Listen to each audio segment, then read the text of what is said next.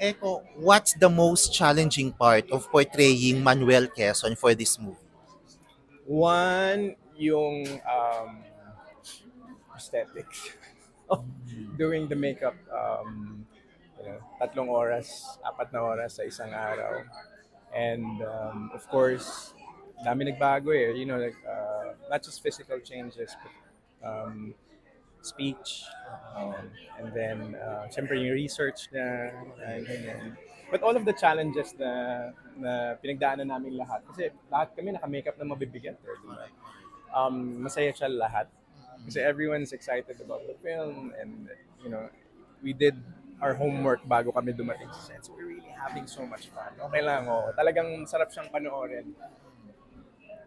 Kasi nararamdaman mo parang you're really playing a different person.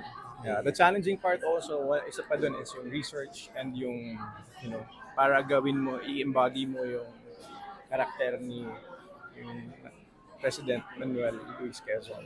So, yun.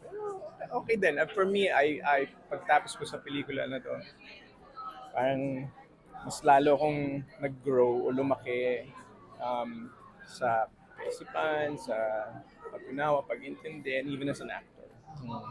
Anong maaabangan ng mga manonood sa portrayal mo bilang si Quezon? Sinong Manuel Quezon yung makikilala ng audience dito?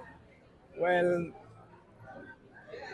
I mean, can I say magugulat sila? Kasi magugulat sila because iba, joke namin palagi ito eh. Parang ibang Jericho Rosales kung mapapanood.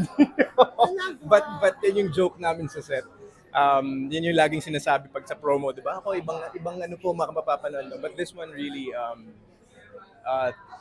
this is the first time that I changed almost everything because magkaiba kami nung pagkatao nung late president natin. Yeah. But expect to be changed pagkalabas mo ng sinehan. You're gonna feel enriched. You're gonna have a lot of questions and understanding and you're gonna feel proud. Yeah. Alam mo ra daw si Manuel Quezon, so marami ka ditong Dumumi na din yung bibig ko sa set playing the role of Manuel L. Quezon. Yeah. that's something to look forward to, Kuya Eko. Thank you so much.